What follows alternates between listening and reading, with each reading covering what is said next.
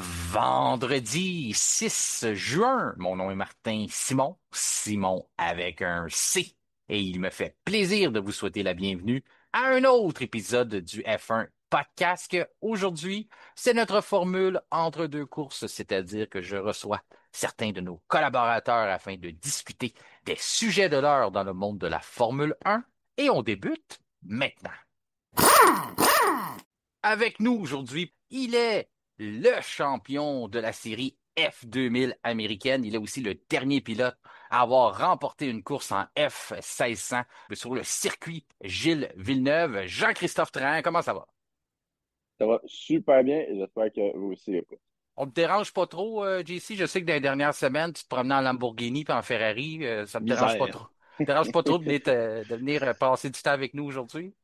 Ah ouais, ben, j'étais capable de libérer mon horaire certainement pour vous, les boys. Toujours, toujours. Ouais, c'est ça. T'es arrivé plus vite que tout le monde aujourd'hui. D'après moi, t'avais une bonne voiture, hein, pour arriver à temps. Ouais, exactement, exactement. C'est bien Tu veux-tu, compris. tu veux-tu expliquer un peu à nos auditeurs qui n'auraient pas vu sur tes réseaux sociaux, si justement s'ils veulent te suivre sur Facebook, sur ton Instagram, c'est quoi tu faisais la semaine dernière, là? Comment ça tu te promenais en Lamborghini mauve, puis après ça tu changeais d'auto, puis on te voyait en Ferrari? C'est quoi qui se passait, là? Ouais, c'est ça. Ben, j'ai un métier un peu atypique, très niché, là, dû à ma position comme quelqu'un qui a beaucoup d'expérience en course. Je ramasse beaucoup de contrats pour des manufacturiers pour être instructeur, soit spécialiste de produits. Puis souvent, quand c'est l'été, puis c'est des événements marketing comme ça, ils sortent des belles voitures et ben, j'en ai le bonheur d'en profiter et aussi des journées comme instructeur au circuit Mont-Tremblant pour Ferrari Québec. Fait que ça, en hors et parmi tant d'autres choses que je fais dans la vie, c'est comme ça que je remplis mes étés aussi. Donc, c'est très, très misérable, vous avez bien dit ça. Ah, écoute, on va te partir une fondation. On se sent tellement mal pour toi, là. C'est pour ça que je voulais Ben, en toi, glisser un ouais, mot. Je ouais, voulais que les auditeurs t'envoient une vague de sympathie à travers ton ouais. Facebook, là. Pauvre Rasez pas vos JC. cheveux pour moi, s'il vous plaît. Vous n'avez pas besoin, là, mais c'est très apprécié. Et vous avez entendu sa voix, il est notre chroniqueur du vendredi, il est aussi l'analyste descripteur des courses de F1 pour la GTCQ.tv, il est aussi un pilote de simulation dans la division élite pour nos amis de la team FSR, François Goulet. Bon vendredi. Bon vendredi à vous autres, les gars. Excusez-moi, moi j'arrive toujours en riant, je sais pas pourquoi. Ben oui, c'est ça, le C'est monde va toujours, se demander. toujours léger, jovial. Mais tu sais, puis non, mais c'est drôle parce que quand JC est là, on rit beaucoup aussi. Puis j'ai vu ses vidéos. Un peu de jalousie de ma part, je dois dire, parce que c'est quand même des voitures exotiques. Mais il l'a pas volé, il l'a bien mérité. Fait que c'est le fun. Puis qui sait, peut-être un jour, je vais pouvoir être passager, puis il va me faire un tour du Mont-Tremblant, le pied au plancher, puis je vais être le premier à avoir un gros sourire dans la figure. Hey, moi, Donc je vais te. vois-tu, c'est drôle que tu adresses ce sujet-là parce que ça, c'est le genre de situation, le JC qui me disait, Martin, embarque, je vais te faire faire un tour, tu sais, ou en bon québécois, m'a Mhm. payé une ride, là. En gros, ça me tente pas. Parce que on dirait que le fait passager, là, puis j'ai déjà entendu du monde souvent raconter ça à quel point que ça donne mal au cœur. Puis c'est pas évident, c'est pas toi qui as le contrôle, mais j'ai tellement confiance en Jean-Christophe que je passerai pas ma chance de vivre l'expérience. Sauf que Ah, et je peux ben. pas te dire que je vais triper. Tu sais, sûrement qu'après ça, je vais être content de l'avoir fait. C'est comme un tour de F18, là. Il te laisse la chance de dire, Hey, on va t'embarquer dans un F18, viens-t'en. C'est comme, ça te tente pas, mais tu vas y aller pareil parce que c'est tellement une expérience incroyable. J'avais vu, de ça quelques années, RDS, là, il avait été faire des tours de NASCAR, là, il faisait faire ça. Je pense que c'était André Roy, puis Yannick, en tout cas, les gars qui faisaient hors-jeu, le 2.0, là. Puis il y en a qui trippent pas là, un tour de NASCAR, le proche des murs, puis tout ça. Puis j'imagine qu'à Tremblant en Ferrari avec Jean-Christophe, ça doit être tout un feeling, mais je serais nerveux pareil, là. Toi, Ben, François, ça te dérange pas? non, pas du tout, parce Ouais. que je l'ai déjà vécu. Moi, j'ai des amis qui faisaient du lapping, puis ils étaient quand même très bons pilotes. C'était pas des voitures, des fois, aussi performantes que les Ferrari ou la Lamborghini, mais mettons une Mustang Boss 302 qui était montée pour la piste, ben, ça avait du panache. Puis, passager, t'as pas le contrôle. Donc, la seule chose que tu fais, c'est que tu ressens ce que le pilote va te donner, puis tu te croises les doigts, puis tu te croises les mains. Puis sur un circuit, c'est moins stressant que sur la route, hein. J'ai déjà été sur la route avec des amis qui faisaient de la Oui. vitesse. Ben Oui. là, c'est pas pareil. Sur un circuit, au moins, tu sais, au pire, si tu fais un accident, il y a juste vous autres. Mhm. Il y a moins de danger. Fait que non, moi, j'embarque puis je me dis, si c'est comme ça que je dois terminer ma carrière, ben, ça sera au moins en faisant quelque chose que j'aime. Ouais, on va passer à un règlement, là. Pas deux collaborateurs du F1 podcast dans la même voiture qui roule à toute vitesse, là. On peut Ah, pas ben Ouais, là, en puis ça en perdre deux. devient, ça, contrat. ça devient tannant parce que On peut pas, mon espoir est envers JC là, en ce moment. on peut pas en perdre deux d'un coup, là. Normalement, avec Jean-Christophe, c'est correct. On lui fait Ouais, c'est confiance. ça. C'est le pilote officiel du F1 podcast. C'est pas n'importe qui, Exactement. là. C'est ça. Fait que Jean-Christophe, est-ce que des fois, quand tu vas faire un tour à quelqu'un, il y en a qui aiment moins ça ou tout le monde après ça sort et est bien content de l'avoir essayé? Drôle que tu le mentionnes. Dans le fond, le programme que j'ai fait, vous avez vu sur mes réseaux, l'année d'avant, il y avait exactement le même programme que j'ai fait, sauf que dans notre activité, on n'avait pas des voitures exotiques, on avait des GMC terrain avec des pneus 4 saisons. Donc, Oh. moi et mon ami qui était sur l'activité avec moi, Tommy Lemaire, là, qui est en Formule Drift là, aux États-Unis. Fait que c'est un excellent pilote. Ben, les deux, voyant à quel point on voulait pas que ça soit un exercice plat pour les gens, on avait le circuit de mécanisme disponible pour nous. On s'est dit non, non, c'est pas vrai qu'on va faire conduire des gens à 40 km/h dans un circuit. Fait que oui, on va faire essayer les pneus aux gens parce que c'est un problème de pneus, mais on va faire des hot laps après. Et toute la semaine, cette semaine, tout ce que j'ai eu comme commentaire, c'est est-ce que vous allez encore faire des hot laps avec les gens du terrain? Puis ça a Avec les tellement surpris GMC? les gens comment Ouais. on avait toutes les. En tout cas, je vais essayer de pas trop aller en détail, là, mais parce que c'est un peu compromettant, mais disons qu'on a utilisé tous les outils à notre disposition pour aller rapidement. Et c'est ça, il y a beaucoup de gens qui n'avaient jamais embarqué si rapidement dans un véhicule qui ne présage absolument aucun plaisir de conduite, là. Ouais. Puis aller aussi rapidement avec quelque chose qui avait aucune raison d'aller aussi rapidement. Puis, c'est ça, tout ce que j'ai eu commenté, c'est des gens qui revenaient de l'année passée, qui étaient comme, Oh my God, c'est toi qui as fait le lab dans le GMC terrain, est-ce que vous en faites encore cette année? Puis j'avais leur dit que malheureusement, c'est pas moi qui faisais des labs, mais malheureusement, il a conduit une Lamborghini à la place.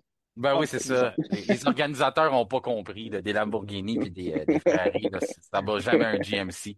Bon, ben les gars, Exact. c'est bien le fun, mais je m'attendais pas à parler de GMC Terrain aujourd'hui dans cet épisode-là. C'est moi qui ai initié ce sujet-là. Mais le fait qu'on est rendu là, je me dis, on va retourner à ça pourquoi on s'est réunis ce soir.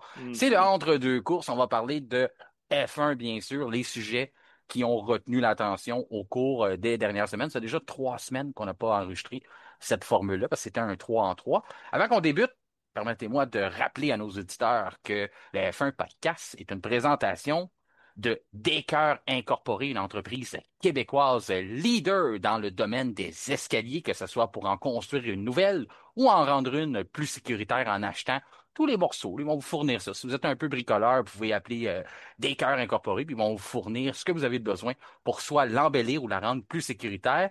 Et si vous n'êtes pas bricoleur ben, et que vous restez de Laval à Tremblant, ben, vous pouvez faire appel à leur service humain et sur mesure. Et parlant de humain et sur mesure, on a aussi Label Hay qui commandite le F1 Podcast. Eux, leur expérience depuis plus de 20 ans, c'est dans l'entretien des haies, mais aussi des arbres, dans le même niveau, les rendre sécuritaires, mais aussi embellir votre cour. Si vous voulez faire affaire avec les vrais experts, eh bien, c'est Label Hay que vous devez contacter pour être sûr d'avoir, ben, d'être satisfait et d'avoir quelque chose à la hauteur de vos attentes. Eh bien, les gars, si on regarde sujet d'actualité, on ne peut pas passer à côté Max Verstappen. Ça a été le sujet qui a retenu l'attention. Vous, vous n'êtes pas prononcé. Moi, j'ai parlé avec Kevin. On a fait l'épisode du retour sur le Grand Prix d'Espagne. Donc, je voulais commencer avec toi, François, aujourd'hui. Tu as pensé quoi de la situation en général? Est-ce que tu as vu ça comme un geste délibéré de Verstappen qui voulait sortir Russell? Un changement de décision? Est-ce que il a voulu comme le laisser passer. Finalement, il a dit ça commence par F puis ça finit par off. Non, finalement, je le laisse pas passer. Puis il y a eu un changement d'avis. Comment ça a été quoi ta perception de ça? Tu as eu du temps pour l'analyser un peu. Je te dis pas que parce que tu as eu plus de temps, tu vas avoir la vérité parce que c'est encore pas évident. Là. C'est encore un peu nébuleux qu'est-ce qui est arrivé dans la tête de Verstappen. La marmite a pas mal explosé. Ouais, ben sur le coup, là, en direct, quand je l'écoutais, tout de suite, je me suis dit, oh mon Dieu, tu sais, c'était un geste d'agressivité, on va dire, de mécontentement. Tu Mhm. sais, parce que c'est de la façon qu'il l'a fait, moi je l'ai vu, tu sais, évidemment, il ralentit, il laisse passer. Normalement, en plus, Max Verstappen est un pilote quand même de précision, hein, je pense qu'on le soulève assez souvent. Un Oui. pilote de précision ne ferait pas une gaffe comme ça. Là, maintenant, tu sais, c'est sûr que la semaine a passé, il y a eu des excuses ou des aveux. En même temps, ben là, je pense que Russell a dit quelque chose du genre, ben, j'aurais pas voulu que des enfants voient ça. Puis là, Verstappen aurait sorti le commentaire de s'amener une boîte de Kleenex, mais je sais pas si ça c'était vraiment, tu sais, j'ai lu ça. Est-ce que Non, c'est fondé? oui, oui, Est-ce que c'est arrivé comme ça, c'est oui. fondé? Donc, tu sais, c'est comme mettre de l'huile un peu sur le feu. Mais en gros, tu sais, Max Verstappen semble avoir vécu des frustrations, beaucoup de frustrations dans un très petit laps de temps et ça l'a mené à ça. Mhm. Et ça, ben, c'est quelque chose que on voit pas souvent, qu'on s'attend pas, puis c'est une faiblesse de Max Verstappen qui est maintenant encore plus dévoilée au grand jour. Puis, écoute, tu sais, on va en parler à long en large, mais tu sais, tout le monde est plus ou moins d'accord sur les sanctions, etc. Mais regarde, il est à un point de perdre, d'être suspendu, donc je pense que le système suit son cours. Puis, évidemment, moi, je trouve ça très curieux parce que c'est le genre de geste, puis c'est l'autre qu'on en parlait récemment avec l'histoire de Schumacher-Villeneuve. Tu sais, Schumacher-Villeneuve, il se fait prendre, il se fait surprendre, il va le tasser sur lui pour essayer de le sortir, mais c'est arrivé en une fraction de seconde. Mhm. Tandis que là, Verstappen a quand même eu peut-être maximum 3 secondes pour plus ou moins préméditer son geste. Donc, tu sais, moi, je comprends pas qu'il n'ait pas pensé aux conséquences de ce geste-là. Tu sais, des pilotes qui pensent aussi rapide, parce que c'est sûr qu'il n'allait pas s'en sortir gagnant. Non, il s'en est sorti vraiment comme le grand perdant là, dans tout ça. Moi, je regarde la situation. J'ai jamais vu un pilote en attendre un autre sur le bord de la route pour y rentrer dedans. On voit ça dans des vidéos YouTube là, sur la rage au volant là, En gaming, ailleurs. on voit ça, mais c'est en gaming, là. Mais Dans le jeu vidéo, là. attendre un autre pour le rentrer dedans ou juste que le Ça gars, m'est déjà arrivé de me faire attendre par quelqu'un qui a ah, attendu que j'aille un tour sur lui pour me rentrer dedans. Il n'y Ah avait ouais, aucune raison de le ah faire, ouais. là, mais ouais, ouais, je vous ouais, ouais. conterai ça hors micro si vous voulez, mais Mhm. quelqu'un a déjà fait ça. Mais c'est un jeu vidéo. C'est un On jeu s'entend, vidéo. c'est pas de la vraie course automobile, tu sais. Non, c'est ça. Puis, et toi, JC, t'as l'air, t'en fais beaucoup de simulations aussi. Fait que j'imagine que c'est des choses que tu as vues là-dedans, mais sur la piste, tu dis, j'ai vu ça, toi, quelqu'un qui va compromettre sa position en piste juste pour redonner la monnaie de sa pièce à un adversaire. C'est pour ça que j'ai l'impression que c'est pas ça que Verstappen a fait, parce que je me dis, il voulait vraiment lui donner la place, sinon il l'aurait pas attendu. Puis avec les pneus qu'il avait, il était pas obligé de l'attendre, Russell, là. Il serait arrivé bien assez vite, là. Il s'en venait, là. C'est pas comme, Ouais, non, c'est ça. ouais. C'est dur à dire. C'est dur à dire. Moi, je suis vraiment de l'opinion que c'était prémédité. OK. Fait que toi, il l'a attendu pour lui donner, pour se venger. 100%. 100%. Oui, ça pourrait avoir l'air un peu d'un cafouillage, mais pas pour un Verstappen. C'est ça Mm. qui est vraiment la nuance à faire. Non seulement ça, mais il a fait exactement ce que Russell y a fait. Donc, c'est pas comme si il lui avait rentré dans le ponton sur le côté ou la roue arrière ou avec son aileron avant. Non, c'était roue à roue, sachant que c'est ce qui était ce qui allait avoir le plus haut pourcentage de ne pas donner du dommage à lui ou à Russell. Et pour continuer, qu'est-ce qu'il allait faire? De juste pousser, il a pu continuer après. Donc, il va faire valoir son point, rester devant symboliquement et après ça, le laisser aller pour de vrai. Mhm. L'affaire qui est vraiment curieuse, et je crois que maintenant tout le monde en est conscient, c'est à quel point c'est l'erreur de son ingénieur à la Oui. base. Mhm. Le cafouillage part de là. Si GP, Gianpero avait juste rien dit et laissé la situation évoluer jusqu'à temps qu'il y avait une notice de la FIA qui a peut-être qu'il avait avoir besoin de le laisser passer. Il a essayé d'aller en avant d'une décision, de prendre la balle au bon, mais ça l'a explosé dans leur visage 10 fois plus que s'il avait juste été un petit peu patient. Parce Ça que ça a juste créé une revient. situation qui n'existait pas. Là, il y a Verstappen qui pense que la FIA est contre lui. Dans le virage 3, il va se penser, oh my God, je me fais encore blackballer par la FIA. J'étais encore le mouton noir. Et ils vont non, c'est pas vrai que ça va finir demain. C'est pas vrai que ça va. Là, en 2 virages, là, il a dû se craquer un point parce qu'il dit, OK, c'est bon, je vais faire exactement qu'est-ce qu'il m'a fait. Là, ils vont voir. Ils vont voir c'est quoi qu'ils ont à faire, là, les officiels, là. Je suis sûr que c'est ça qui passe.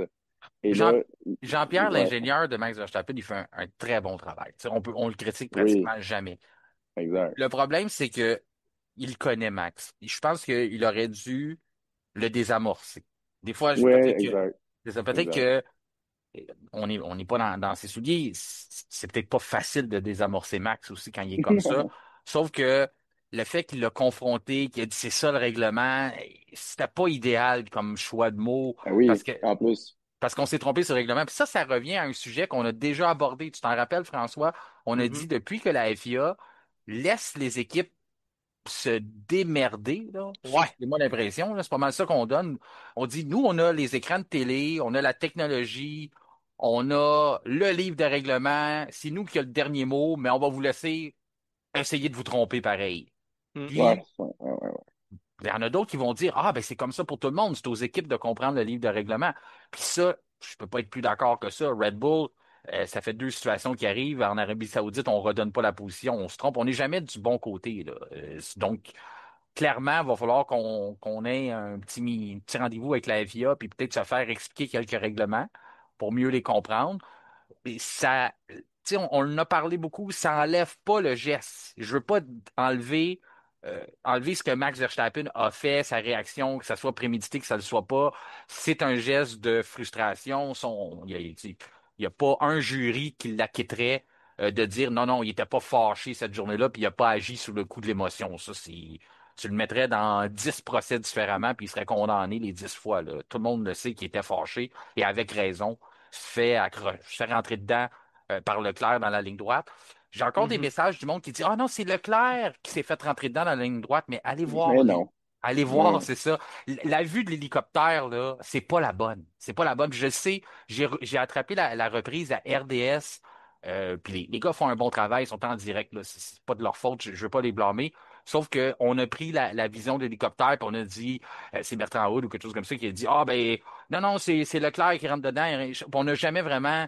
J'ai pas attrapé le fait qu'on a ajusté le tir. Fait que c'est normal que des gens qui ont juste vu cet angle-là, puis continuent de croire, ah, c'est même pas la faute à Leclerc dans la ligne droite, mais oui, Leclerc l'a même avoué, il voulait vraiment chasser l'aspiration des voitures en avant et il voulait Ouais. même tasser Max dans les résidus de caoutchouc là, à l'extérieur de la ligne de course pour lui enlever encore plus d'adhérence quand il allait arriver à la fin au freinage. Là. Ça monte encore là.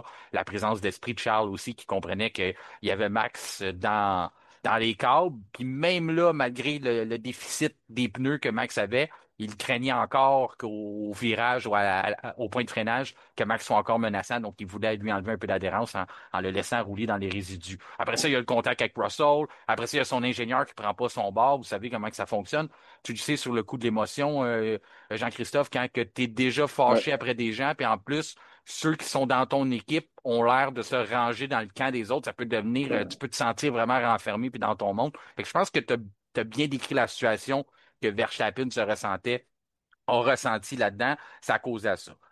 Il y a Ouais. eu un Point à changement. part, Oui, désolé, je veux juste le mentionner vas-y. rapidement parce que je trouve que c'est la partie la plus intéressante de la situation. Ça va pouvoir continuer après, mais ce que Max a fait dans son, mettons, on le prend dans le contexte que c'est un acte de rétribution, Mhm, de vengeance, le fait qu'il est capable de rentrer dans Russell à la vitesse qu'il a fait, calculer sa vitesse exactement, où, le point d'impact où est-ce qu'elle allait se rencontrer et sortir de là indemne, ça c'est, je sais, là, ça a l'air absurde, mais c'est vraiment représentatif du talent Ouais, Verstappen. ouais. on parlait de Un gars, précision tantôt, là, ben, hey, tu sais, autant, ça c'est, autant je te dis, il n'y a pas eu de les précision. gens le réalisent pas. Ouais. Les gens Il le aurait dû réalisent pas, il prendre n'y a le pas point essayé de de tout refaire. corde et au lieu Oui, de ça, il a continué un peu tout droit, ce que normalement il exact, n'aurait jamais fait, mais exact. il a percuté Russell exactement au meilleur endroit pour que tout le monde continue. Il ne voyait pas arriver, là. C'était juste du timing de. Ben, il voyait un petit peu, là, je veux dire, mais c'est juste une question, en tout cas, de un genre de sixième sens, là, de OK, moi, je sais qu'à cette vitesse-là, avec lui qui va être là,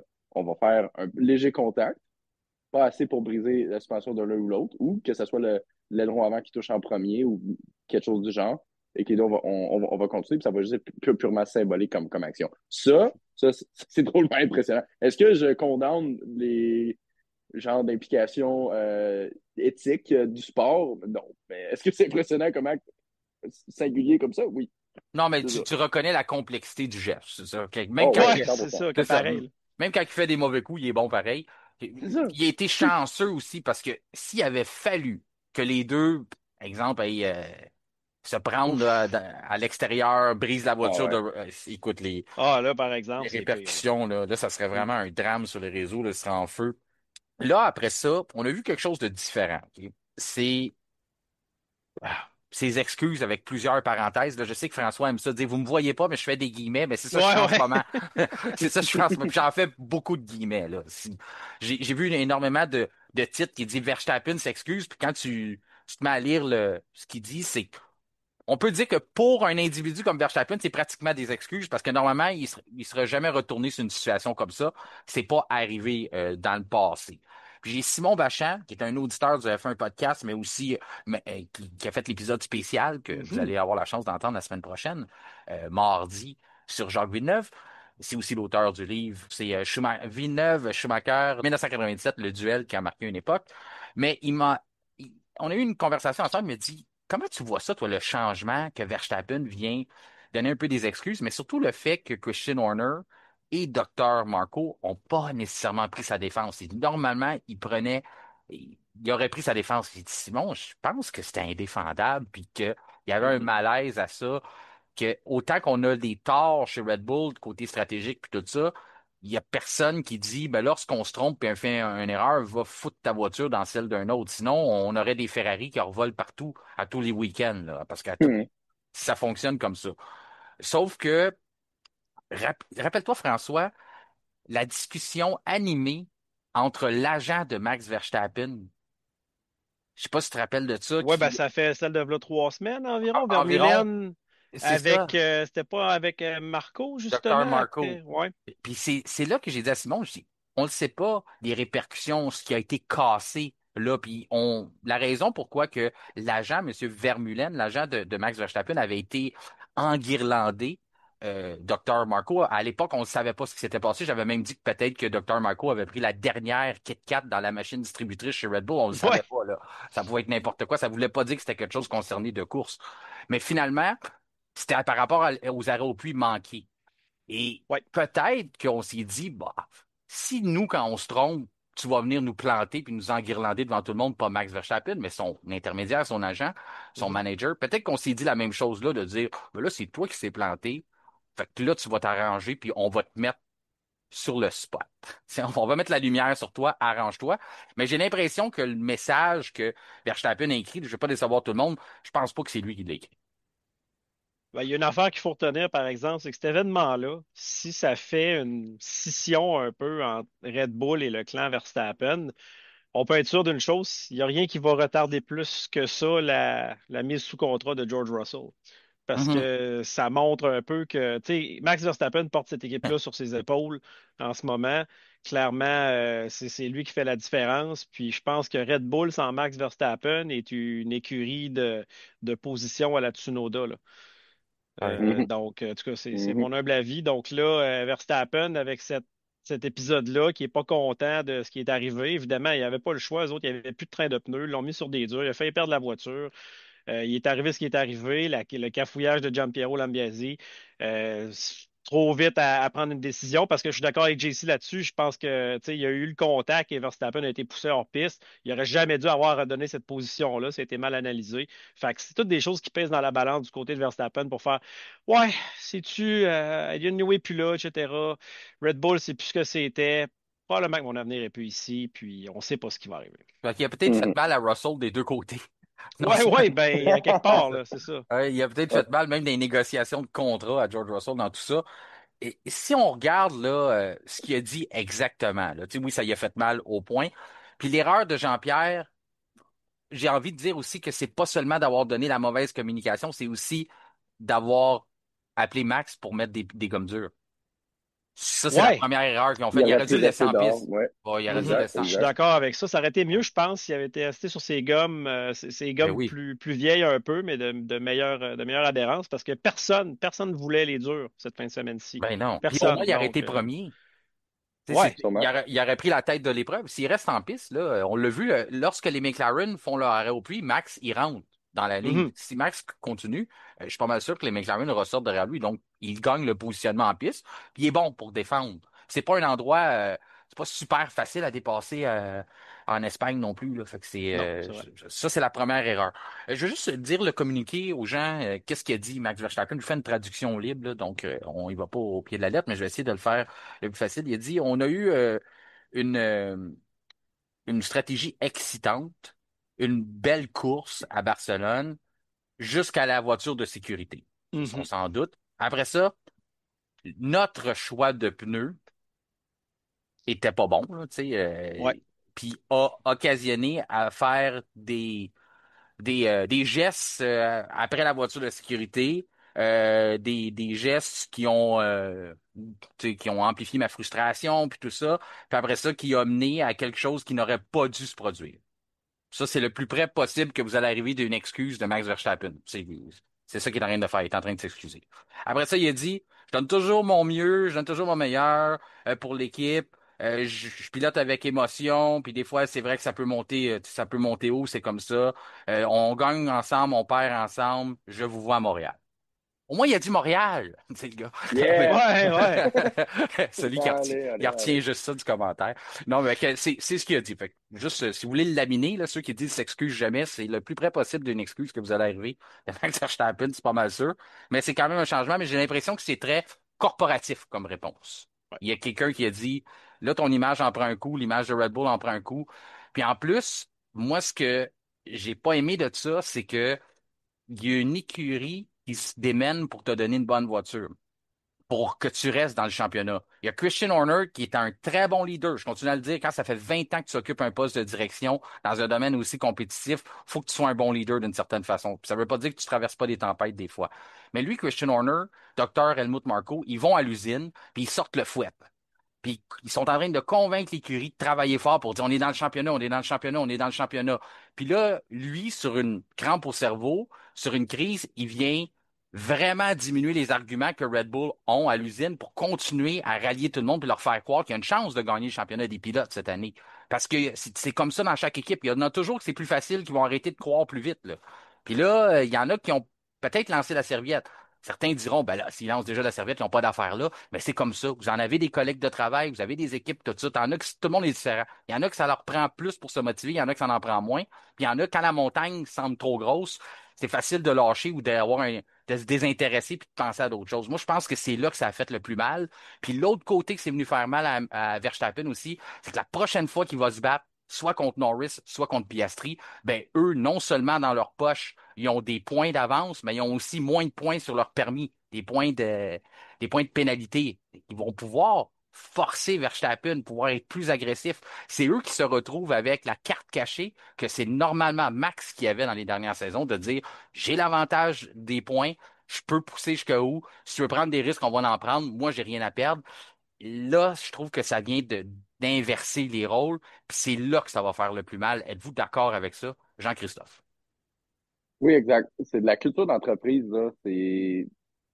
On a l'impression que c'est un peu pour les équipes de F1 comme un acquis que tout le monde travaille fort, tout le monde aime travailler pour leur écurie, sont bien récompensés. Mais il y a beaucoup d'intangibles qui vont là-dedans, de Mhm. travailler des heures de plus parce que j'aimerais ça faire une différence vraiment concrète. On a besoin de ce plan-là. C'est soit je leur donne avant telle date ou je me force ce soir pour le faire. J'ai le but avec Il y a tout ça ensemble. C'est vraiment À pas négliger. à négliger et de penser que c'est comme un acquis que toutes les équipes travaillent fort tout le temps. C'est vraiment un bon point à amener. Puis c'est vrai que ça fait un immense. Parce qu'il a perdu beaucoup de points là, en fin de semaine. Là, ça aurait été aussi bon une disqualification comme résultat là, qu'il a eu avec son 1 point, Ben, il est alors qu'il rendu aurait à pu facilement 49 points. récolter un podium. Il est Oui, rendu exact. à 49 points de championnat, c'est énorme. Puis on sait que les McLaren laissent pas vraiment de chance depuis le début de la saison. Ton côté, François, penses-tu que c'est ce qui fait le plus mal, c'est le fait qu'il a donné aussi euh, l'avantage, maintenant, c'est les McLaren, c'est Norris et Piastri qui vont l'avoir sur lui, non seulement à cause des points sur le permis, mais aussi à cause des points au classement. Ouais, ben, je pense que tu évoquais ça ce matin, plutôt hier matin, là, dans l'émission de radio Ah, à oui, oui. CNV, Ouais, c'est à à ma CNV chronique. que maintenant, si Piastri veut amener la bagarre à Verstappen, ben, il va toujours avoir ça en tête que Verstappen ne peut pas vraiment faire grand-chose parce qu'il risque une suspension, là. Il reste un point sur le permis. Fait que, tu sais, le risque est très grand pour Verstappen. Donc, ça fait extrêmement mal, sérieusement. Puis, tu sais, à la fin de la saison, si c'est ces points-là qui ont fait la différence dans le championnat, advenant que Verstappen remonte la pente un peu, mais que finalement, il laisse aller le championnat, que ce soit Norris ou Piastri ou peu importe quel autre pilote pourrait arriver là, ça m'étonnerait, là, mais si c'est ça qui fait la différence, mon Dieu Seigneur, on va se rappeler de cet événement-là comme étant Le point l'élément tournant. déterminant. Ouais. Ouais, c'est ça. Là, je t'ai vu, tu as commencé à parler du deuxième pilote. On va en venir tantôt. On peut pas passer un épisode du entre-deux courses sans parler du deuxième pilote chez Red Bull. On peut pas s'en Ah, sortir. J'aimerais bien ça, là. Je pensais que c'était réglé avec Perez l'année passée, mais je suis très un... redondant comme Ah. émission. Mais ça, c'est... c'est pas mon sujet préféré, mais on n'a pas le choix. On n'a pas le choix. Non, mais il y a de l'évolution, c'est correct. Oh, ouais, il y a de l'évolution dans l'histoire. On a changé les personnages. C'est plus Perez, c'est Mhm. Tsunoda, mais Ouais. on dit les mêmes phrases, mais en tout cas. Ben, on n'a pas le choix, puis c'est un sujet intéressant, puis il y a quand même du développement dans ce dossier-là, mais on va en venir un peu plus tard. Là, je voulais passer à un autre dossier nébuleux. On n'a pas le choix, parce qu'il y a plusieurs versions qui sortent. C'est celui du Canadien Lance Stroll. Là, Mhm. il signe la 14e position samedi. Normalement, lorsque tu qualifies ta voiture, tu es là le dimanche. Là, finalement, on apprend, tu peux pas courser. Il pourra pas être dans la voiture. OK, première fois, là, on entend parler que c'est la blessure à sa main ou à ses mains, parce il s'était blessé les deux mains, les deux poignets, comme quoi que ça lui pose problème. Moi, j'ai pensé, ah oui, c'était l'année passée, puis là, à un moment donné, je regarde ça, je dis, ben non, c'est 2023, donc 2 ans plus tard, ça ressurgit, ça lui donne des problèmes. On dit que ça faisait 6 semaines qu'il était ennuyé par ça. Jusque-là, ça va. Moi, l'histoire, je donne Mhm. le bénéfice du doute. Je veux pas embarquer dans le fait que, il est pas blessé pour vrai, puis c'est un autre. Le gars est blessé, il est blessé. Aston, il dit ça. Parfait. Où est-ce que j'ai peut-être un doute? C'est comment il s'est blessé. Parce que on a des rumeurs comme quoi qu'il aurait pété une coche, en bon québécois, dans les pluies, après ses mécanos, qui seraient fâchés, qui auraient lancé des affaires et tout ça. Des fois, quand on se fâche, je dis ça là, pas en connaissance de cause, mais des fois, quand on se fâche, il y a des gens qui frappent dans quelque chose. Avec un poing, un pied. Ça se pourrait-tu que Lance Stroll a donné un coup de poing d'un mur, puis c'est là que sa main s'est blessée, qui a aggravé Euh, une blessure? Tu sais, Très plausible. je- Moi, j'ai un gros doute là-dessus. tu penses que Lance Stroll, Je ne crois pas. ouais. Moi, je ne crois pas qu'il ait fait ça. Puis je vais vous dire ce que je sais et pourquoi j'en viens à cette conclusion-là. Ce que je sais, et corrigez-moi si je me trompe, Lance Stroll était en Q1, a fait un septième temps, si je me trompe pas. Mhm. Ensuite, est sorti en Q2 avec le quatorzième temps, ne fait pas la Q3. Et immédiatement, Lance Stroll n'est pas allé à la pesée réglementaire.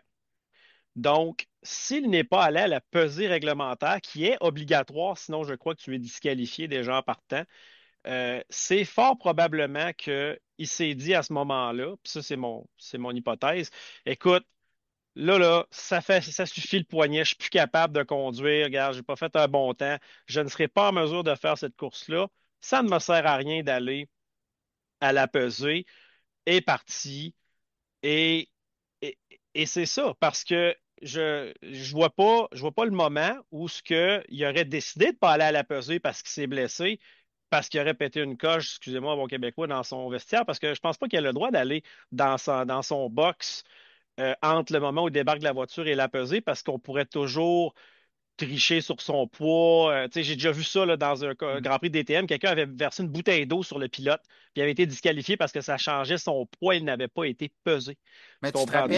tu te rappelles quand Donc, il s'était fâché, là? oui, ça, je me rappelle de ça. C'est Ce ça, précédent-là est dans nos têtes, là, on le mais sait. mais sa voiture est dans le garage. Il sort, Mais il sortait-tu de course? il Est-ce sortait de qu'il qualification. il avait abandonné? Entre Non, le moment où il c'était une sort et la pesée, c'était une OK. qualification, c'est ça. Ouais, OK. Ben, entre le moment qu'il sort et la pesée, et- où a-t-il le droit d'aller, le pilote, tu sais? Il n'a pas le choix d'aller au C'est. garage parce qu'il laisse sa voiture là. C'est la dernière fois, OK. je me rappelle, moi, il sort de la voiture, puis là, il y a un pas trop allumé qui décide de se mettre la face d'en face à Lance Stroll, je sais pas pourquoi, là. Puis là, Oh, lui, oui. il nous montre pour C'était. la première fois qu'il y a de la passion puis qu'il est fâché à des mauvais résultats. J'étais assez content qu'il fasse ça cette fois-là. Mais c'est pour ça que j'avais la, même- j'avais la même image de dire, ah, OK, mais on l'a pas eu à la caméra, fait on sait pas ce qui s'est passé. Mais tu as raison aussi, François. C'est pour ça que je dis que c'est nébuleux, ce dossier-là, là. La rumeur comme quoi que il n'a pas été content d'un puits. OK. C'est ça, on n'a rien qui le prouve, On n'a là. rien On qui a le juste prouve. ce précédent-là qui nous dit, écoute, il a déjà sauté une note, puis il a déjà fait ça. Ouais. Mais là, si ça fait 6 semaines que ça le trouble, puis que lui, tout de suite, a dit, ben là, écoute, non, j'abandonne. Puis peut-être qu'il connaît assez de règlements pour dire, ben écoute, ça me sert à rien d'aller me peser, de toute façon, je ne fais pas la course. Ouais. Puis il n'y a personne qui va me Ben, remplacer. Ouais. Toi, JC, tu penses personnellement, quoi? personnellement, je sais pas si cet argument-là tiendrait à la route du point de vue que la voiture ne peut pas faire la course. Le pilote, ben, la voiture ne peut pas faire la course, elle n'est pas pesée. Le pilote peut faire ce qu'il veut. Non, Mais je donne un exemple, ils peuvent quand même avoir un pilote substitut Plus non, ils rendu peuvent là. qui pas. vient. Non, plus rendu là, parce qu'il n'a pas fait la qualification. FP3, je pense Puis qu'ils ont jusqu'à la FP3. FP3 C'est pour. ça, faut que Et tu fasses au FP3, je moins. pensais que c'était après Icarus. Non, Ouais. mais si tu fais une séance d'essai libre, t'es correct. Tu sais, comme si, je pense, si t'avais fait Ok, la. laissez faire d'abord. Ouais, Ok, ok, si ton laissez pilote faire. fait la FP1, puis après ça, il est comme éligible, mais tu peux pas qualifier la voiture pour un autre, ça, c'est certain. Non, Ok, ça. Ben, c'est un coup, ça. qu'un C'est coup ça, que je la sais pas ça. qualif est faite, tu peux pas changer ton pilote. Non. C'est un peu Ok, ça, bon. là. Ok, ben ça. Ça, Ben, c'est c'est c'est ça. quand même Ça, c'est le possible. plus simple. Si c'était déjà discuté avec l'équipe, puis c'était comme, tu verras comment tu sentiras après la calette, puis il a juste décidé de stationner ça après. Ça, c'est très plausible. Je trouve particulier, c'est le timing. Ouais. Pourquoi Ouais. c'est pendant le week-end? Pourquoi tu pas pensé avant? Pourquoi il Mhm. faut que ça arrive avant le Grand Prix du Canada? Mais Pourquoi Mike t'as pas fait Crack, Mike Crack a tout ça dit, ensemble? C'est bizarre, là. c'est ça, l'ancien directeur Mike Crack qui est rendu chef quelque chose, là. En tout cas, ils ont donné un chef, ils ont donné un chapeau, Ouais. là. Ouais. Il a encore le droit d'avoir un uniforme vert, mais on sait pas trop ce qu'il fait. Mais en tout cas, Ouais. lui a dit que on demande pas au pilote après chaque séance s'il est correct ou il va bien. Et les autres, ils se sont pas c'était pas courant de son état de santé, mais là, ils disent que ça fait 6 semaines que ça le dérangeait. En tout cas, je pense que la vérité va peut-être sortir un jour, peut-être pas. Sauf que au bout de la ligne, le résultat est le même. On le sait Ça a toujours. l'air drôlement précipité pour quelque chose de prévisible, selon moi. C'est ça qui est particulier. C'est pas comme si le timing est juste mauvais, mais c'était déjà prévu. Ah, OK, fine. Ah, mettons, il avait toujours planifié de faire son opération au Grand Prix du Canada parce que c'est ça qui marchait soi-disant mieux pour son rétablissement. OK, cool. Mais là, dans le milieu du week-end, il fait la calife, il Ah, va moi, faire C'est l'inspection, c'est sûr que il c'est se louche. fâche apparemment, les équipiers disent qu'ils se sont fâchés, il y en a d'autres qui ne se sont pas fâchés. Ça a l'air vraiment gay sous roche, puis comme tu dis, on saura peut-être pas jamais.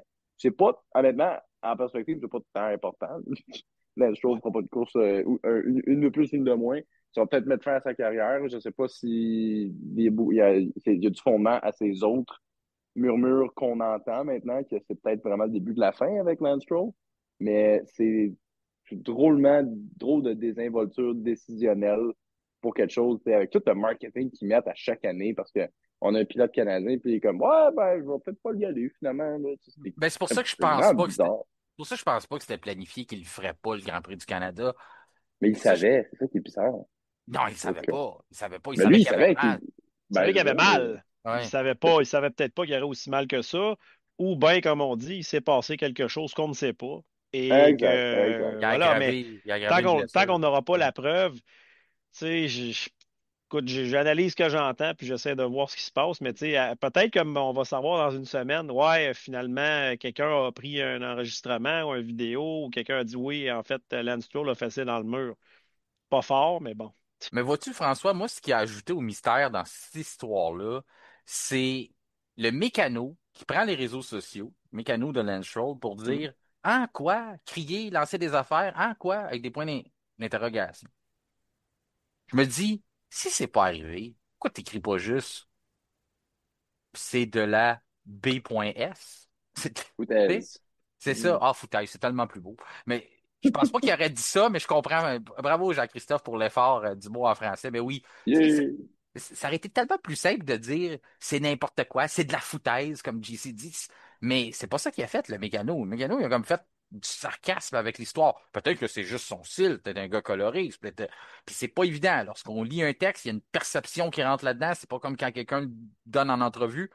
Peut-être qu'on va en apprendre plus à Montréal, peut-être que quelqu'un va s'échapper, j'en doute, là. C'est quand même le fils du propriétaire, donc faut que quand même tu fasses attention à ce que tu dis. Mais le gars qui a pris réseau pour dire ça, c'est là qu'on dirait que mon histoire de commencer à dire il s'est peut-être vraiment passé quelque chose, c'est peut-être là que sa blessure est survenue. Je trouve pas que ça a désamorcé la situation. Je sais pas si vous étiez familier avec ce message-là, là, vous garochez un peu comme ça, mais là que je te le dis, François, tu trouves-tu que ça aussi, ça languille sur roche encore ou tu penses que c'est juste c'est ça, on le connaît pas, là. Fait que c'est juste de se mettre dans les souliers du mécano, mais tu comprends que ça n'a pas désamorcé rien, là. Non, c'est ça, c'est sûr, ça a pas de. C'était pas super utile comme commentaire. Donc, en fait, c'est ça, tu as raison. C'est comme je disais tantôt, rajouter l'huile un peu sur le feu. C'est comme ça nous laisse perplexes, ça nous laisse en questionnement, puis ça ajoute un peu au mystère dans ce sens. Tu sais. C'est ça, ça règle pas la situation. Nous autres aussi, on la réglera pas. Non. Ce qu'on peut parler, par exemple, c'est si c'est pas Drogovic là, dans la voiture à Montréal, ça en Mhm. est-tu un autre ça, qui peut donner des coups dans le mur puis lancer son casque? Parce que me semble que quand j'entends qu'on pourrait mettre Stoffel Van Dorme en place de lui, Mhm. là, il me semble que je me dis, hey, moi, avec Drogovic, là, ou même ses partisans sont tellement passionnés, Ah les ouais. Brésiliens, Ah là. ouais. Tout Ben, en- les deux sont, mettons, en liste pour faire le 24 heures du Mans. Mais comme tu l'as également évoqué à la radio, tu vas préférer le volant F1 à celui des 24 heures du Mans. Mais moi, je pense que Bottas, c'est peut-être pas hors de question, là, vu que c'est quand même une écurie sous service Mercedes, si on veut. il est Donc, disponible, il est là. Il est mais, en- présent. mais encore là, t'es Drogovic, puis on te dit, hey, moi, je fais le pantin, là, je suis votre mascotte TikTok depuis que j'ai gagné un championnat F2, là, puis je fais des vidéos de réseaux sociaux, puis tout ça, puis là, il arrive une situation, puis c'est pas moi qui va dans la voiture. Ah, Il y a moi, beaucoup d'autres pilotes qui peuvent faire le Mans, mais il n'y a pas grand pilote qui peuvent prendre la Aston Martin.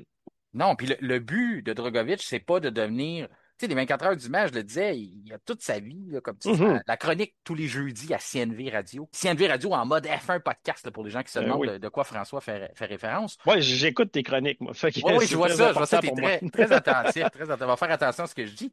Mais c'est ça, Drogovic, s'il est pas là, en tout cas, moi, je serais vraiment pas content, là. Moi, je peux vous dire que probablement je le lancerais, mon casque. Toi, Jean-Christophe, je sais que tu as un méchant beau casque, là, aux couleurs de Michael Schumacher. Je pense pas que tu voudrais le lancer, là. Mais tu prendrais ça comment si tu étais dans les souliers du Brésilien? Ah, je serais fou furieux, là. Tu ronges ton frein, tu mets ta confiance dans une académie de développement junior. Tu as 3 ans que tu as un championnat de F2, tu n'as toujours absolument rien pour pouvoir démontrer de ta confiance et de ta fidélité. Et là, tu as l'opportunité en or tu sais, qui est comme supposément exactement ce que ce genre de situation-là appelle à un pilote réserve. Et là, finalement, on te regardait quelqu'un qui a déjà de l'expérience. Hey, vous n'êtes pas trop compétitif, Aston Martin. Vous n'êtes pas des points pour être plus impressionnant que ça. Il n'y a rien qui démontre que ça vaudra la peine de faire ce choix-là stratégique, d'aller chercher quelqu'un qui a déjà de l'expérience en F1. Laissez le kid chauffer, Colin. Mhm. Le gars, là, Ben il a tout ouais. fait ce qu'il pouvait. Là. Il était Ouais. champion de F2, puis vous avez absolument rien pour. C'est sûr, ça prouve à quel point c'est un système sportif qui est brisé, même avec les, l'académie Aston Martin où est-ce que lui faisait partie. Je trouve vraiment un non-sens. Moi, si j'étais lui, il n'y a rien qu'il peut faire, ou d'être vraiment fâché d'avoir rongé son frein si longtemps. Non, Mais il n'y a rien à dire, là. tu fais bien de le dire, Jean-Christophe, c'est un désaveu envers ton propre programme de développement si tu fais ça. Exact. Fait que tu peux pas faire ça. Pour moi, là, il n'y a pas d'autre alternative. Il faut que ça soit Felipe Drugovich dans la voiture. Sinon, il y a trop de choses que ça va enclencher. Un, tu vas le perdre. Deux, si tu veux avoir des signatures plus tard, ben aller chercher, solliciter d'autres talents, mais ils vont se rappeler que je m'en vais faire animer des réseaux sociaux plutôt que conduire une voiture. Lorsque vous allez avoir un blessé, vous allez faire appel à Valtteri Bottas ou à un pilote qui avait déjà eu sa chance, mais Ben on oui. ne va pas à l'avenir. Puis en plus, il y a quelques saisons, je trouve que on avait fait un épisode là-dessus que le cheminement pour se rendre à la F1, je trouvais Mm. qu'on la F1 ne faisait pas confiance à ces catégories de développement. Là, maintenant, cette année, on a rentré Adjar, on a rentré Bortoletto, on a rentré Antonelli. J'en oublie-tu un? Il me semble que j'ai l'impression- Berman, on a Ah, ben rentré Berman, Berman. ouais. Berman. On a Techniquement, oublié Lawson, mais il était déjà là. il était déjà là, Ouais. puis après ça, Doohan, il n'est plus là. Tu sais, Colapinto est Ouais, là aussi. On va dire que ouais. les deux ensemble en font un. Mais Mhm. quand tu regardes ça, il fallait que je dise Franco Colapinto au moins une fois. Ouais, il fallait que tu trouves une façon. Ouais, exactement, de l'emmener. Mais tout ça pour dire, quand tu arrives là, tu regardes, c'est pas de mettre un jeune en F1 qui est dangereux, c'est de prendre les bons. Arrêter d'aller vers des Logan Sargent puis des pilotes payants, aller avec les pilotes qui sont capables de donner des catégories, des résultats. Puis c'est ce qu'on voit. Personne qui fait honte à personne là, présentement. Là. Donc pourquoi Drogovic, ça donnerait pas l'intention de Aston Martin de dire ben là, on va le laisser, on n'a rien à perdre. Puis là, ça ramène la question d'un auditeur, question de Spencer, fidèle auditeur du F1 podcast depuis pratiquement les tout débuts. Il nous écrit un bien bon gars, donc je le salue. Ça fait longtemps Salut, Spencer. ça fait longtemps que j'ai pas parlé avec lui, puis là, il m'a envoyé une question cette semaine. Il se demandait si ça pouvait pas mettre fin à la carrière de Stroll en F1.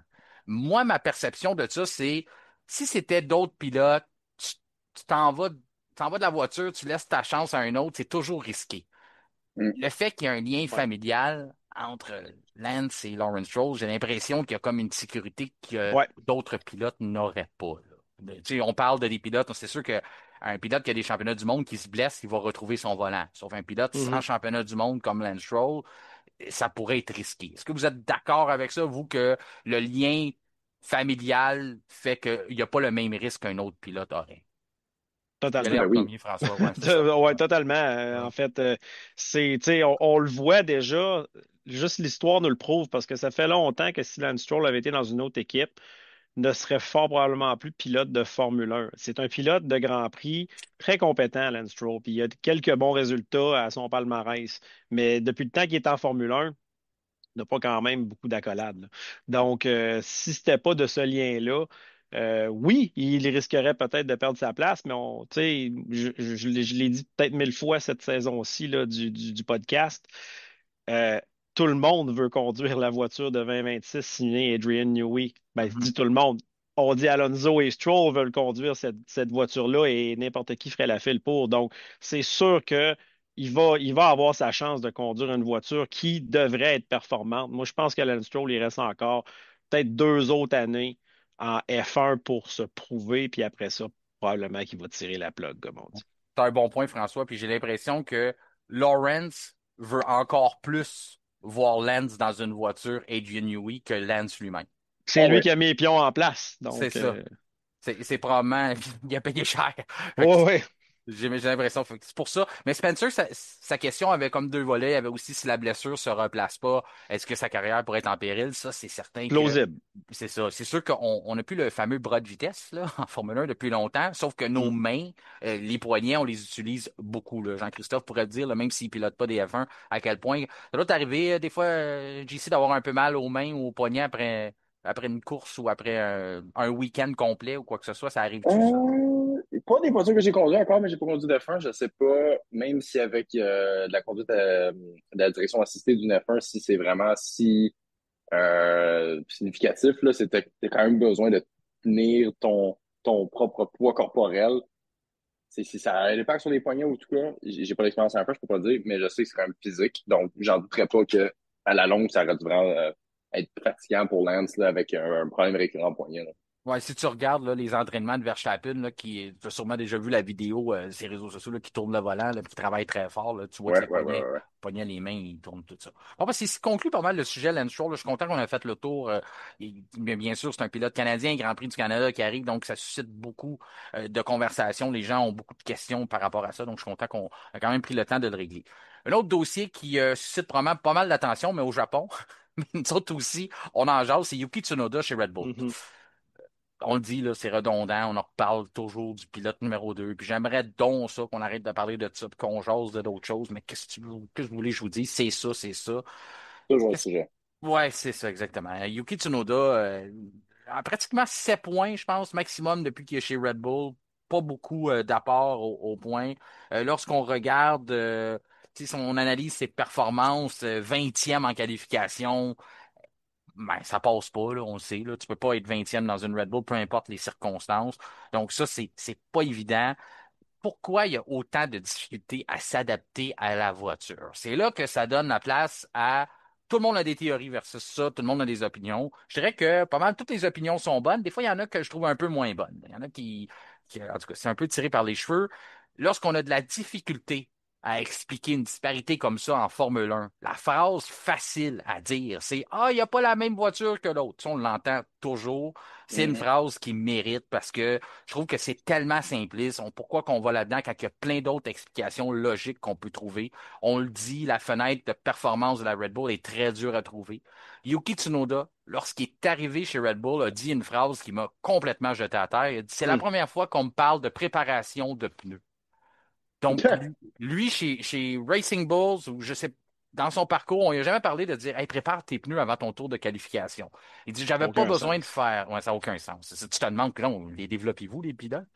C'est pas pour rien que peut-être on a mis un nouveau directeur en place. En tout cas, là, lui, il arrive là, puis c'est pas le premier pilote qui arrive pas près chez Red Bull, là. Donc, oui, la voiture est complexe, mais il y a du travail que le pilote doit savoir. Il y a une certaine, il y a des connaissances, puis il doit pas préparer tes pneus pour un tour de qualification. Tu sais, encore là, est-ce que c'est malhabile comment il l'a expliqué? On le sait dans. Probablement, je peux pas croire à ça. Mais c'est ça. Mais peut-être qu'il voulait dire que c'est beaucoup plus pointu. Tu sais, c'est plus, Ouais, c'est ou plus comme nerveux. ça. Ouais. Ouais, c'est ça. Faut vraiment, vraiment que tu le fasses, puis tu le fasses de la bonne façon. Puis il y a une manière de le faire, pas l'autre. Mais en même temps, c'est Racing Bull. Après ça, l'autre bout qui m'a dérangé, il avait dit aussi, je vais faire mes propres réglages. Ça, c'était au début, il y avait dit ça. JC, tu m'avais tout de suite écrit un message. Je dis, oui, oui, c'est pas le premier qui pense de même. Puis on avait la même opinion. Il dit une affaire, j'ai écrit en anglais, j'ai dit famous last words. Oui, c'est Je ça, pense les derniers malheureusement, c'est mots là. célèbres, parce que normalement, c'est le début de la fin quand tu commences à dire je vais faire mes propres réglages, là, Ouais. surtout chez Red Bull. Après ça, il y a cette situation-là qui avait dit ça. Il s'est ravisé un petit peu plus tard, il a dit oh non, je peux pas vraiment faire mes propres réglages parce que la fenêtre de performance est tellement étroite qu'il faut vraiment que je sois dedans, sinon ça fonctionne pas. Mais je n'étais pas habitué avec ça. Chez Racing Bull, je pouvais faire à peu près n'importe quoi puis avoir les mêmes résultats. J'ai beaucoup de doutes que tu peux faire n'importe quoi avec la F1 puis avoir les mêmes résultats. Fait encore là, moi, ça m'a montré, il sait pas vraiment ce qu'il fait, lui, dans des réglages. Il le dit, je fais n'importe quoi, puis ça donne des résultats. OK. Ich. Ouais, c'est ça. Fait que, tu sais, quand on cherche des raisons logiques pourquoi ça fonctionne pas, moi, je pense qu'il n'y a pas l'expérience, malheureusement, même si il y a plus de 100 Grands Prix, l'expérience de régler une voiture. Donc, une voiture aussi capricieuse, bien, c'est ça. Ça donne les résultats qu'on voit. T'es 20e, puis des fois, tu l'échappes. L'autre affaire aussi qu'il faut prendre en perspective, on entend, il n'y a pas les mêmes améliorations que Verstappen. Il y a des Ouais. raisons logiques encore derrière ça. Red Bull, là, on paraît mal là-dedans. On fait rire de nous avec nos deuxièmes pilotes. Il n'y a personne qui veut dégonfler les pneus de Yuki avant que la course commence. Il n'y a personne qui veut faire ça, là. On veut qu'il réussisse. Puis si la perception des gens, on veut l'empêcher de battre Verstappen, mais entre 20e et 2e, il y a un méchant gap, là. On aurait Quand pu le même. mettre 9e, là. Tu Ouais, sais, on exact. Exact. on n'est pas obligé de l'envoyer 20e pour protéger Verstappen. Encore là, François, tu l'as pas vu, mais j'ai fait les guillemets en disant protéger Ah, Verstappen. c'est bien. OK? Tu devrais te munir d'une caméra des fois que je puisse voir ces guillemets-là. Juste les guillemets. Ouais. Bon, fait que tout ça pour dire, j'ai sorti un peu les raisons pourquoi que les raisons logiques encore qui ont été fournies par des experts. Tu sais, Frédéric Vallée qui est un ingénieur chez Red Bull j'ai eu la chance d'échanger des conversations avec à ces sujets-là. Puis c'est très très simple, OK? Pourquoi qu'on donne pas les améliorations sur les deux voitures en même temps dans un cas précis chez Red Bull, mais qui peut aussi se prêter à d'autres écuries dans cette décision-là? L'équipe préfère souvent installer les nouveautés sur la voiture du pilote numéro un, généralement plus constant et performant. Cela permet d'obtenir des données fiables et représentatives pour évaluer les effets réels de l'évolution. Jusque-là, ça va, les gars? Très Très logique. simple.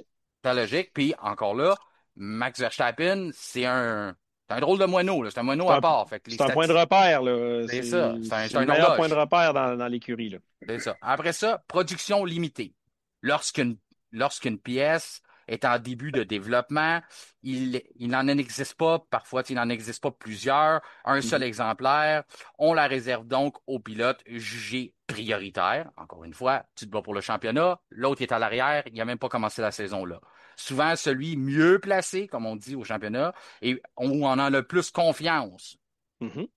Encore là, tu sais, il remplit le rôle, là. C'est pour ça qu'on va vers Verstappen. N'oubliez pas, on a un plafond budgétaire Oui, en oui. F1 aussi. C'est On ne important. produit pas des pièces pour le fun. Il faut aussi savoir, en connaissance de cause, que Red Bull nous l'a dit. On fait plus confiance à la soufflerie, on fait plus confiance à nos outils.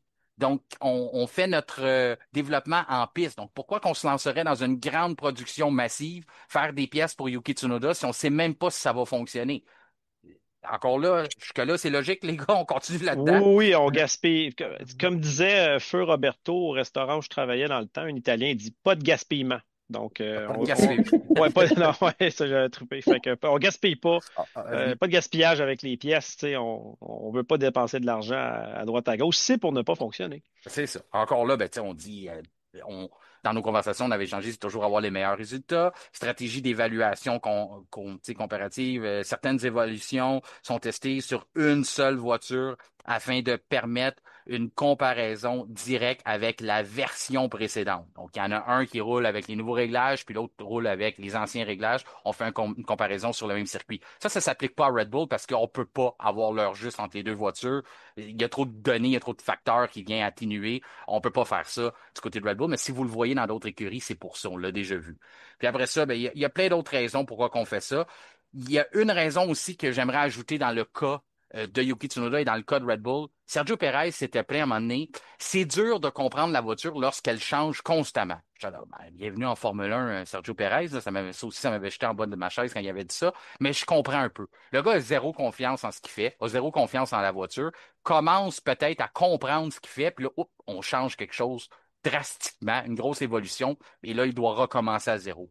Ça se peut-tu qu'on a peur aussi de déstabiliser Yuki Tsunoda? Ça peut être encore une raison logique pourquoi qu'on fait attention dans les améliorations, dans les changements qu'on fait d'un week-end à un autre? Très plausible. Bon, fait que jusque-là, Oui, ça va oui. bien. Fait que c'est pour ça. Il y a des raisons logiques qui viennent avec ça.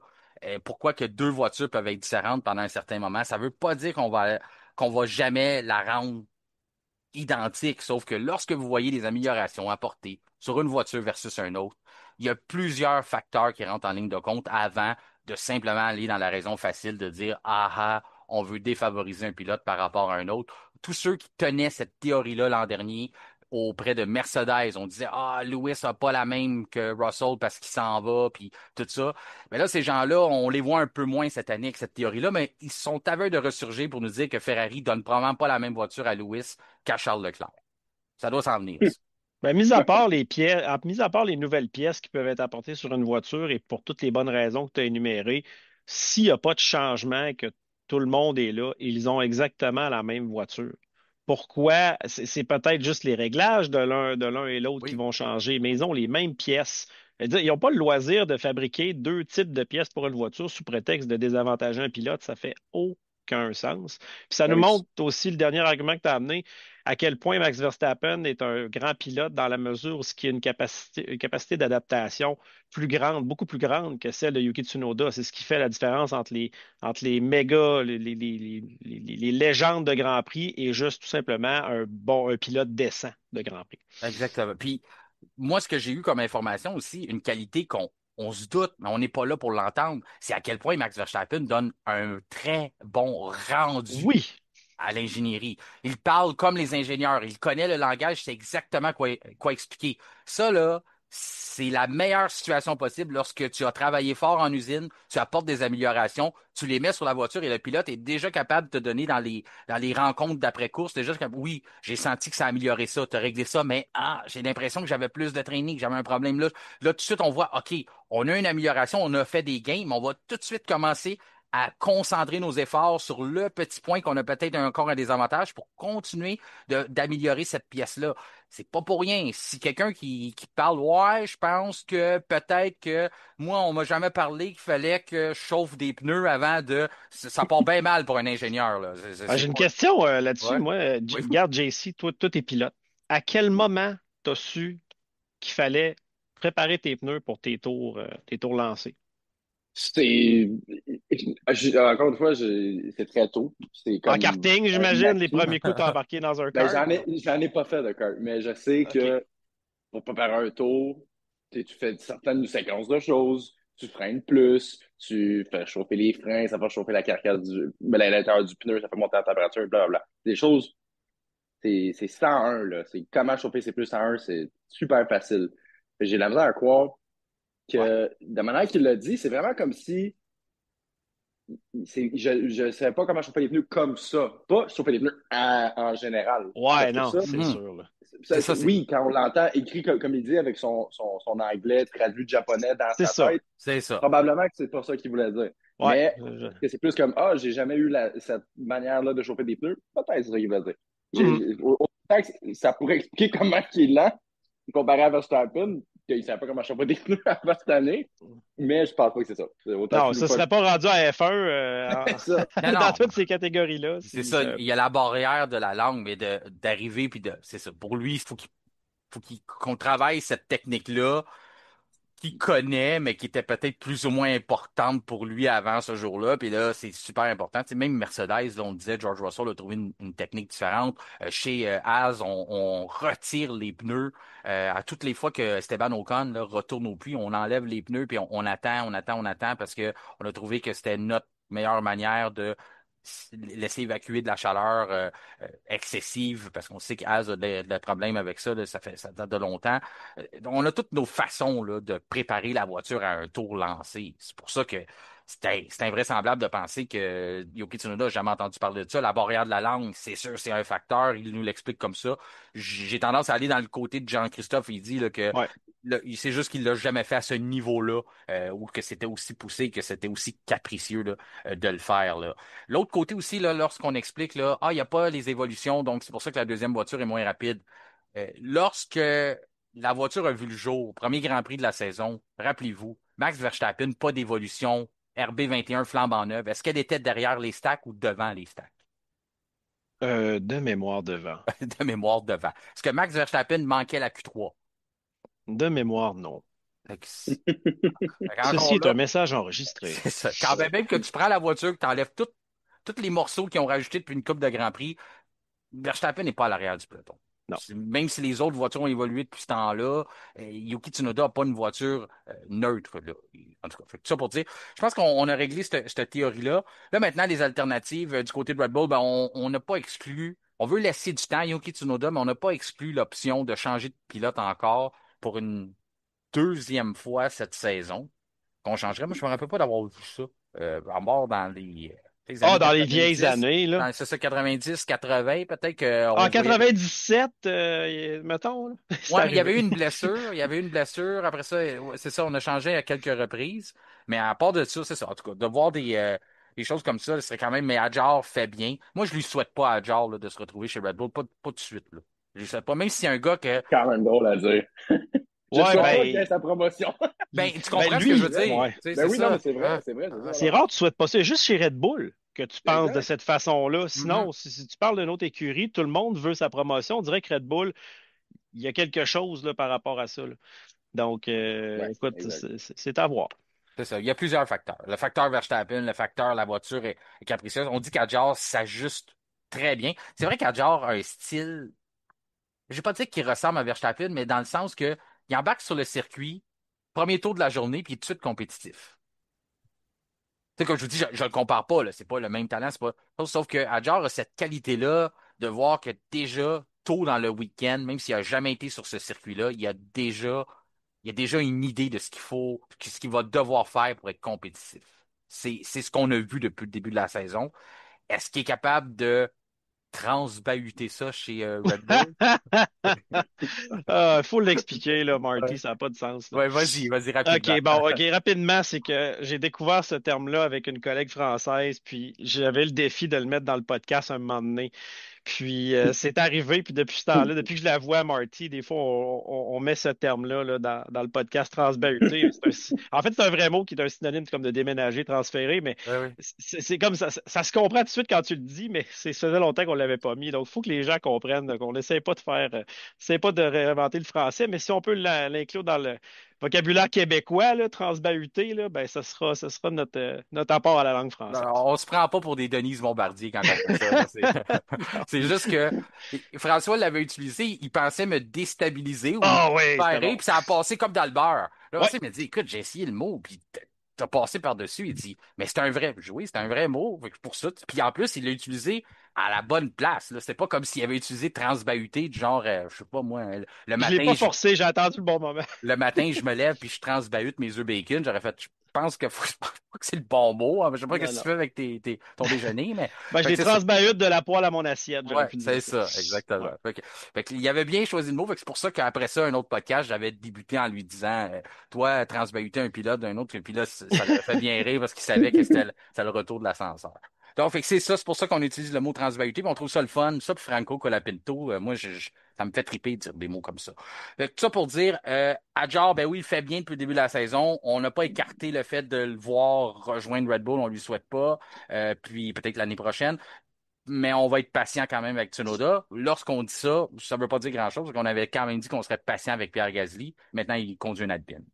Fait que c'est pas nécessairement trop rassurant lorsque Christian Horner dit ça, mais je le sais que Tsunoda mérite quand même du temps, sauf que Ouais. pour l'instant, c'est pas l'idéal. On ne sera pas étonné s'il y a un autre changement de pilote. Il n'y a rien qui nous étonne maintenant avec Red Bull.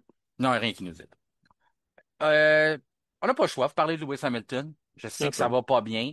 J'ai envie de lancer Jean-Christophe là-dessus. Je sais que Jean-Christophe est un gars neutre, mais il est quand même rouge un petit peu des fois. Il aime Ferrari, c'est Il normal. aime piloter des Ferrari, selon toute Oui, aussi, vraisemblance. c'est ça. Euh, Écoute, Ouais. c'est pas facile là, ce qui se passe avec Lewis Hamilton.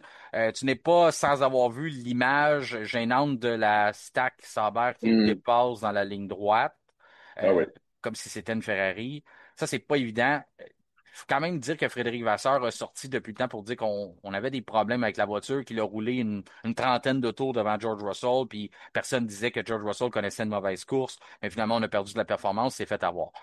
Je pense que j'imagine qu'il y a un fond de vérité là-dedans, mais il faut aussi savoir que si tu t'es fait avoir par une stack, il faut aussi que tu viennes défendre ton pilote, mais il faut aussi que tu défendes l'image de ta marque. Tu n'as pas le choix de Ouais. fournir une raison. Puis je ne veux pas dire que Frédéric Vasseur, c'est un menteur, c'est pas ça que je suis en train de dire. Sauf que il y avait comme pas le choix non plus d'intervenir avec une raison logique pourquoi c'est arrivé. Je sais qu'il y a eu les améliorations sur la stack. Nico Hülkenberg a été bon joueur aussi, a dit ah j'avais plus d'options pneus, puis ça c'est vrai, il y avait des meilleurs pneus. Le fait que les ailerons flexibles ont été éliminés sur le reste du peloton. Mm. On croit que ça l'a aidé, Stack. C'est peut-être Stack qui en a bénéficié le plus. Ça, je trouve ça logique aussi de la part de Nico Hülkenberg. On a apporté des améliorations, mais je pense on a fait un bon travail, mais je pense pas que c'est simplement des améliorations. Je pense qu'il y a un facteur dans le reste du peloton. Mais tout ça pour dire, il se passe quoi avec Ferrari, selon toi, Jean-Christophe? Est-ce que c'est la panique? Est-ce qu'il faut commencer à sonner les cloches? Est-ce qu'il y a des gens qui doivent perdre leur emploi chez Ferrari? Tu ferais quoi, là, toi, si t'es le grand Manitou, là? Premièrement, t'es très riche, puis tu te promènes en Ferrari, mais là, elle est la tienne, là. Mais, Ouais, mais non, tu fais quoi, mettons? dur à dire, là. Statu quo, parce que François me l'a dit là, il y a quelques semaines, il a dit, ah, la nouvelle réglementation s'en vient, Martin. Moi, je fais rien. Est-ce que tu fais la même chose? Toi, tu laisses ça aller? Parce que il faut quand même se rappeler qu'il y a quelques mois, là, il y a à peine 6 mois, on disputait le titre des constructeurs, là. Frédéric Vasseur, c'est Oui. pas un constat d'échec depuis le début qui est là. Puis je dis pas que c'en est un cette année non plus, là. Non, c'est juste dommage d'avoir à tout le temps un peu ramassé les pots cassés avec Lewis Hamilton quand il y a un week-end qui va pas exactement comme il veut. Mhm. Il a une confiance très fragile, Hamilton. Il est dans un nouvel environnement en plus. Puis là, on a juste l'impression d'avoir transbahuté son attitude avec son Très attitude bon. qu'il avait avec Mercedes chez Ferrari. C'est vraiment le feeling qu'on a. On dirait que c'est juste un copie-coller. On a vraiment la même genre de dynamique. Il comprend pas pourquoi il perd du temps. Puis oui, cette fin de semaine, c'est explicable parce qu'il y avait du soi-disant dommage invisible.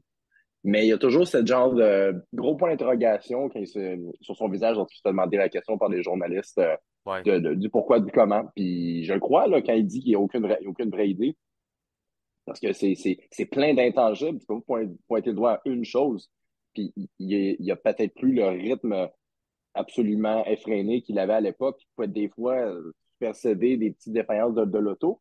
Des fois, tu as des Charles Leclerc qui sont dans des peut-être petites meilleures positions que lui. Puis des fois, ils sont très proches. Mais il y a beaucoup de. Il y a aussi tendance à catastrophiser Lewis. Il y a toujours l'excuse facile où s'il se blâme, tu sais, où c'est difficile ou c'est facile de voir la situation de l'extérieur et de penser qu'il y a vraiment un problème. Je pense que le problème, à vrai dire, il y a toujours un petit problème quand on n'est pas exactement où est-ce qu'on veut. On ne mène pas le championnat des constructeurs. Il y a toujours des choses à changer. Mais est-ce que c'est. Il y a un besoin de changement jusqu'à temps qu'on soit un point de non-retour? Moi, je pense pas. Pour l'instant, ils sont encore en train de ramasser des points. Est-ce Mon qu'il y a des deuxième, courses qui vont. sont Ouais, rendus, exact. c'est ça. Bonhomme Allant, là, sont rendus Pas si deuxième quand pire. même. Ils sont toujours Non. deuxième, peu importe ce qu'ils font. Ah, c'est pas si pire. Là, ils vont avoir des courses encore une fois cette année ou des pistes qui vont favoriser leur voiture en particulier. Ça va être meilleur pour eux. Mais est-ce que, encore une fois, à chaque course, ils peuvent faire comme McLaren puis ressortir avec un rythme que les autres doivent les rattraper? Non. Mais on verra 2026. Pour l'instant, c'est une année de transition. On verra 2026. J'aime ça ce que tu dis là. Ouais. Parce que Hamilton 7-2 présentement pour Leclerc en Oui. qualification. Ensuite, en sprint, c'est 1-1. En sprint course, c'est 2-0 pour Hamilton.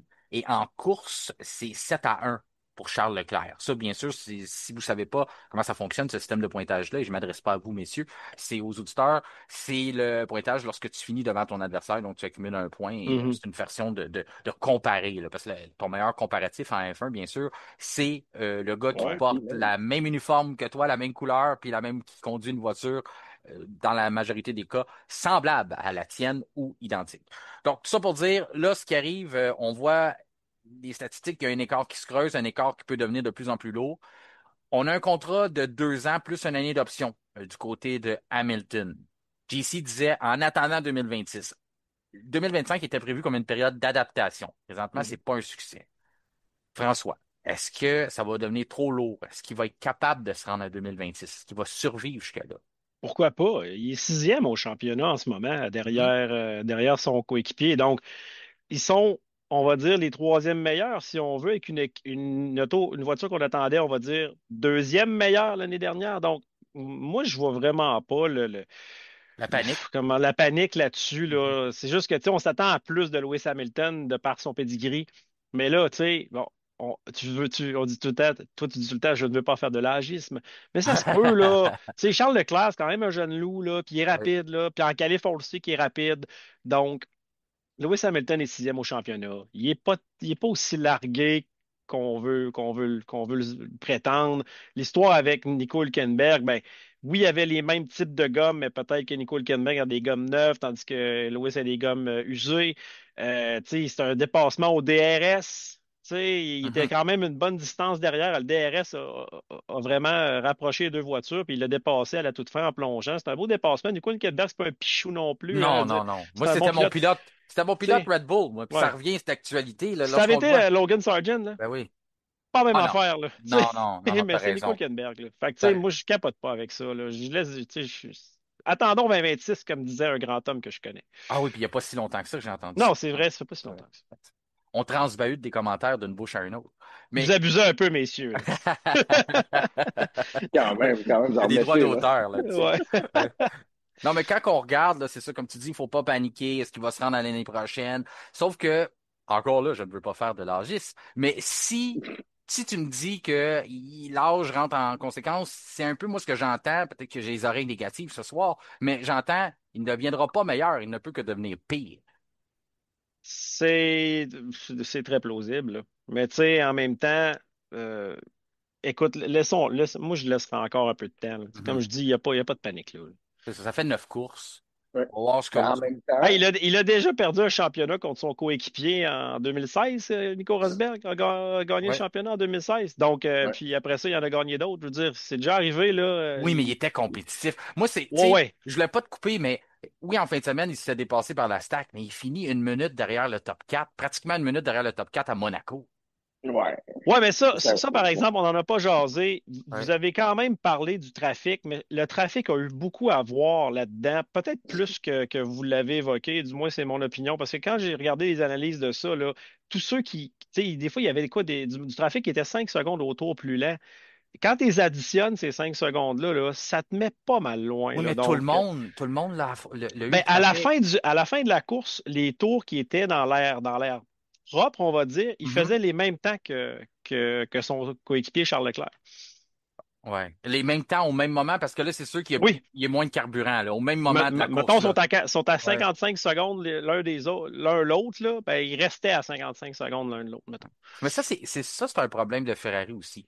On aurait pu revenir puis l'expliquer la situation. Parce qu'on a dit le trafic, mais on n'était pas trop sûr, ça expliquait pas tout. Puis même Lewis, de son propre avis, a dit oui, il y a le trafic, mais il y avait d'autres choses. Fait qu'au son, ça aurait été le fun de revenir sur la situation puis de l'expliquer, de dire on avait un problème, on avait ci, on avait ça. Au moins pour enlever de la pression sur Lewis aussi. En tout cas, ben, c'est sûr que c'est un grand garçon, c'est un Ouais. septuple champion du monde. Sauf que c'est ça, ça va pas bien. Ça va pas bien. Puis la confiance, JC l'a bien évoqué. Il y a des gros, tu sais, il y a pas de gros high, il y a pas de gros. Tu sais, il monte pas très haut, mais il descend très bas, là. Puis il se tient pas mal là, fait que c'est facile de atteindre les bas-fonds. Il avait l'air complètement découragé après la course, là. C'est Kevin qui a mis ça à mon attention. Il dit, regarde son non-verbal, là, la tête Ah vers ouais. le bas, la manière qu'il regardait l'auto, il était penché vers la voiture comme s'il allait voir quelque chose, comme s'il allait finalement trouver un fil de débrancher. C'est simple que ça, tu sais. On dirait qu'il pensait Manque trouver une la... roue. Ouais, il manque une roue. C'est comme s'il allait trouver le problème juste au regard. En tout cas, c'est ça, Ouais. il faisait pitié d'une certaine façon. Puis dans ses Dans commentaires, ses entrevues, j'ai juste dans ses hâte de entrevues, m'en... ouais, il y en a une, c'est ça, il s'est excusé à la journaliste de maintes fois de son attitude.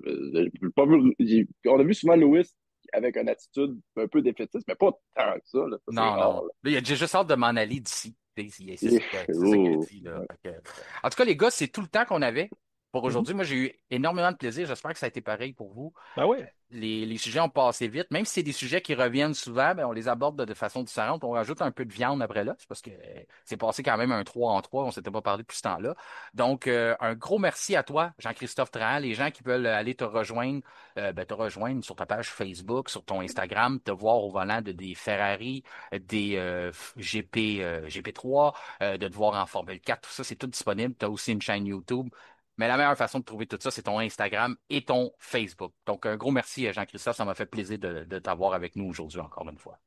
Le plaisir est mien, encore une fois, les gars. Merci de votre diligence professionnelle. Et pour trouver mon Instagram, c'est JC Trahan12 et Parfait. JC Trahan Racing sur Facebook. Pas plus facile que ça.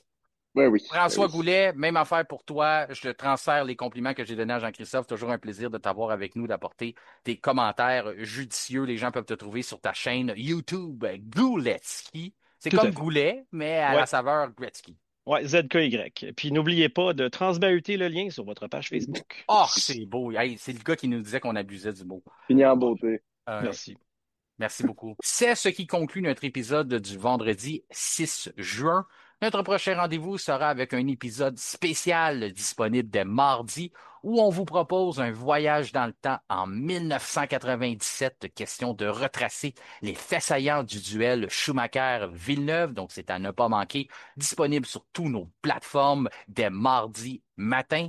Entre-temps, je vous invite à nous rejoindre sur les différents réseaux sociaux, notamment sur Facebook, X Twitter ainsi que Instagram et bien sûr à vous abonner à nos chaînes Spotify et YouTube et activer la petite cloche question de recevoir une notification lors de la publication des nouveaux épisodes. Mon nom est Martin Simon, Simon avec un C. Je vous remercie de faire confiance au F1 Podcast et je vous souhaite un excellent week-end.